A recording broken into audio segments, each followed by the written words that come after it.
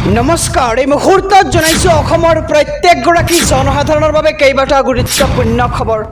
আজি হৈছে 13 মাৰ্চ। আজিৰ দিনটোতে অসমৰ লগতে ভাৰতবৰ্ষৰ বিভিন্ন প্ৰান্তৰ পৰা কেইবাটা গুৰুত্বপূৰ্ণ খবৰ যুগুত কৰা হৈছে। এই মুহূৰ্তত জনাইছোঁ আজিৰ প্ৰথমটো খবৰেই ৰাজ্যবাসীৰ বাবে এটা ডাঙৰ খবৰ। কা বলবতক লৈ গৰজি উঠিল আছাদুদ্দিন ওৱেইচি। অসমৰ প্ৰসংগত টানি আনিলে আছাদুদ্দিন ওৱেইচিয়ে আৰু কাৰ বাবে বিপদত পৰিব অসমৰ মুছলমানসকল। NRC NPRত দৃষ্টিৰে চাব লাগিব কা আৰু NRCৰ পৰা বাদ পৰা মুছলমানসকলৰ কি হ'ব? এই প্ৰশ্ন উত্থাপিত কৰিছে এইবাৰ আছাদুদ্দিন ওৱেইচিয়ে। ধৰ্মৰ আধাৰত এই আইন আনিছে চৰকাৰে আৰু NRCত নাম নহা 12 লাখ হিন্দুক নাগৰিকত্ব দিব চৰকাৰে। কিন্তু কি হ'ব বাদ পৰা 1 বা 2 লাখ মুছলমানৰ? আৰু ভাৰতৰ 17 কোটি মুছলমানক বঞ্চনা কৰিছে চৰকাৰে আৰু কা বলবতক লৈ এবাৰ গৰজি উঠিল আছাদুদ্দিন ওৱেইচি। অসমৰ প্ৰসংগ টানি আনিলে আছাদুদ্দিন ওৱেইচিয়ে আৰু কাৰ বাবে বিপদত পৰিব অসমৰ মুছলমানসকল বুলি মন্তব্য কৰে আছাদুদ্দিন ওৱেইচিয়ে। এই মুহূৰ্তত জনাইছোঁ আজিৰ 2 নম্বৰ খবৰটো। আধাৰ কাৰ্ডক লৈ পুনৰ আহিল জৰুৰী খবৰ। আধাৰ কাৰ্ড আপডেট নকৰাসকলৰ বাবে ডাঙৰ খবৰ। সহজেই কৰিব পাৰিব আধাৰ কাৰ্ড আপডেট আৰু সম্পূৰ্ণ বিনামূলীয়াকৈ আধাৰ কাৰ্ড কৰিব পাৰিব আপডেট। 14 জুনৰ ভিতৰত আপুনি সম্পূৰ্ণ বিনামূলীয়াকৈ কৰিবলৈ পাব আধাৰ কাৰ্ডৰ আপডেট আৰু আধাৰ আপডেটক লৈ UIDAIয়ে জাৰি কৰিছে এক বিশেষ নিৰ্দেশনা।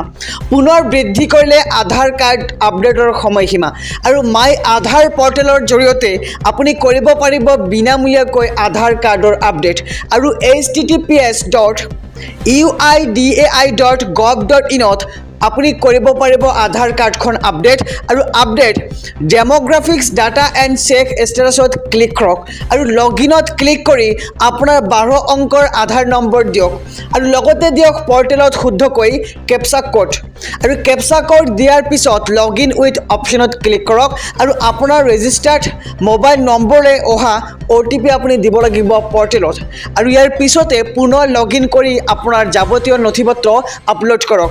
আৰু আধাৰ কাৰ্ডক লৈ এই খবৰটো আহিছিল, আমি খবৰটো সবিস্তাৰে জনাইছোঁ। চৰকাৰী ধন লাভ নকৰা মহিলালৈ মুখ্যমন্ত্ৰীৰ বৃহৎ ঘোষণা। ৰেচন কাৰ্ড থাকিলে একাউণ্টত সোমাব চৰকাৰী আঁচনিৰ টকা।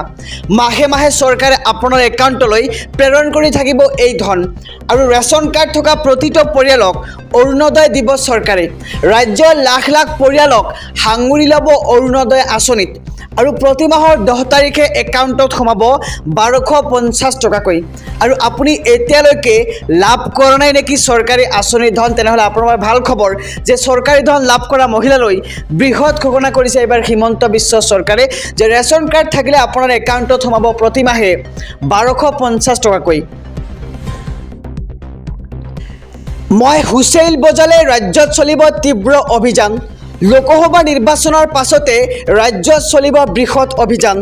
কঠোৰ হৈছে এইবাৰ মুখ্যমন্ত্ৰী ডক্টৰ হিমন্ত বিশ্ব শৰ্মা। জুৱা, তীৰ, লটাৰী এইবোৰ সামাজিক ব্যাধি অতি সোনকালে বন্ধ কৰিম।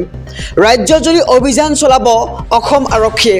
মই হুঁচেইল বজালেই ৰাজ্যত চলিব তীব্ৰ অভিযান, এই মন্তব্য কৰে ৰাজ্যৰ মুখ্যমন্ত্ৰীগৰাকীয়ে। আৰু লোকসভা নিৰ্বাচনৰ পাছতে ৰাজ্যত চলিব এক বৃহৎ আকাৰৰ অভিযান আৰু এইবাৰ কঠোৰ হৈছে মুখ্যমন্ত্ৰী ডক্টৰ হিমন্ত বিশ্ব শৰ্মা। জুৱা, তীৰ আৰু লটাৰী এইবোৰ সামাজিক ব্যাধি অতি সোনকালে বন্ধ কৰিম বুলি মন্তব্য কৰে মুখ্যমন্ত্ৰীগৰাকীয়ে। কাক লৈ মুখ্যমন্ত্ৰী ডক্টৰ হিমন্ত বিশ্ব শৰ্মাৰ বৃহৎ ঘোষণা। NRCত নাম নহা লোকক বাদ দি অসমত এজনো বিদেশী সোমাব নোৱাৰে। 2 মাহমানৰ পিছত অসমৰ ৰাইজে সকলো গম পাই যাব।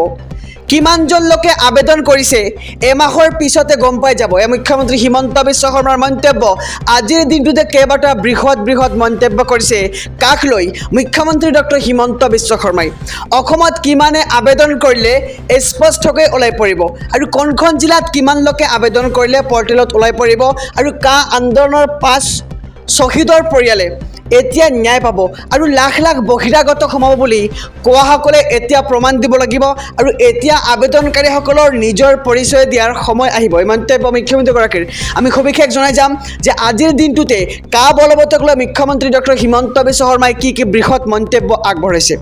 মই কা বিৰোধী সমৰ্থক সকলোকে সমৰ্থন কৰোঁ আৰু সঁচাকৈ যদি লাখে লাখে আবেদন কৰে ময়ো বিৰোধিতা কৰিম আৰু এজনৰ যদি প্ৰথম মানুহ সোমায় ক্ষমা কৰিব, এজনৰ যদি নতুন মানুহ সোমায় প্ৰথমে মই পদত্যাগ কৰিম বুলি মন্তব্য কৰে মুখ্যমন্ত্ৰীগৰাকীয়ে।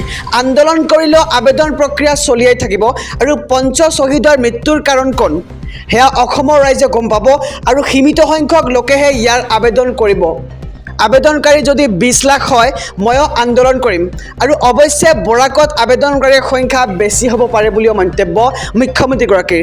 যিয়ে কাৰ বিৰোধিতা কৰে আদালতত যাব পাৰে আৰু যিসকলে এই আইনৰ সুবিধা পাব তেওঁলোকে বিজেপিক ভোট দিব আৰু বহুত বেছি লোকৰ নাম আহিলে আমি উত্তৰ দিব লাগিব আৰু NRCত নাম নহা লোকক বাদ দি অসমত এজনৰ বিদেশী সোমাব নোৱাৰে আৰু দুমাহমানৰ পিছত অসমৰ ৰাইজে সকলো কথা গম পাই যাব বুলি মন্তব্য মুখ্যমন্ত্ৰীগৰাকীৰ। যে কিমানজন লোকে আবেদন কৰিছে এমাহমানৰ পিছতে গম পাই যাব অসমৰ ৰাইজে।